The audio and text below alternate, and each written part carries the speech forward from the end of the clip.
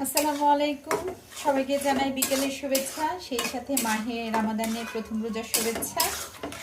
ছোলা ভাজা হচ্ছে, এখানে আমি মশলা কষিয়ে নিয়েছি। এবার ছোলাগুলো দিয়ে দিল।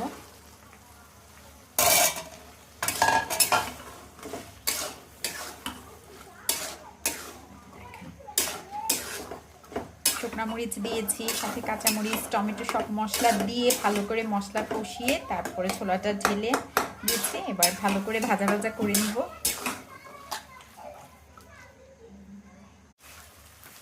ছোলা ভাজা অলমোস্ট ডান, ভাজা ভাজা হয়ে গিয়েছে। ছোলার মধ্যে একটু আলুর পরিমাণ বেশি দেয়, কারণ আমার বাচ্চারা খেতে পছন্দ করে। এদের এখন অনেক ভালো একটা স্মেল এসেছে।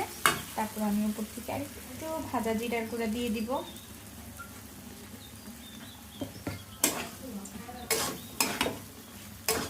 একে একে সব ভাজাভাজি করে নিব। আর বাকি যা যা আছে এটা দেখেন, ছোলা ভাজি কমপ্লিট। চলুন এই যে এবার পেঁয়াজ ভাজি করি। ছোলা ভাজি কমপ্লিট। বিসমিল্লাহির রহমানির রহিম। চুলার আঁচ একদম অল্প, কারণ গ্যাস মনে হয় কমে গেছে, বুঝছো?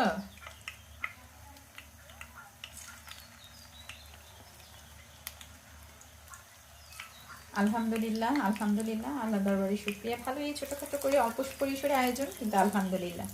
রোজার মাসে যা খাবো তার জন্যই শুকরিয়া। আল্লাহ আমাদেরকে সেই তৌফিক দান করেছে রোজা করার এবং ইফতারি খাওয়ার, আলহামদুলিল্লাহ। চলেন দেখি পেঁয়াজু হয়েছে কিনা, উল্টে পাল্টে দিই। এত ডিপ ফ্রাই করবো না যেহেতু।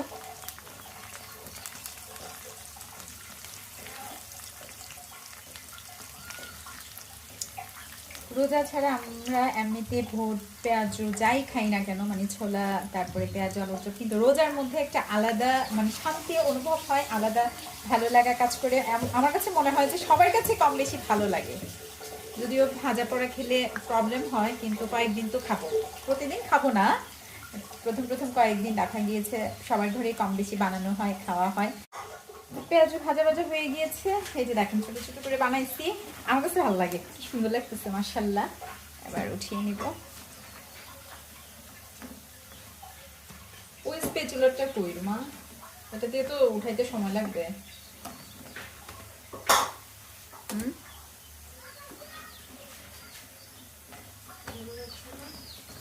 আচ্ছা, টিস্যু নিয়ে নিচ্ছি। এই যে দেখেন গরম গরম পেঁয়াজ পেঁয়াজ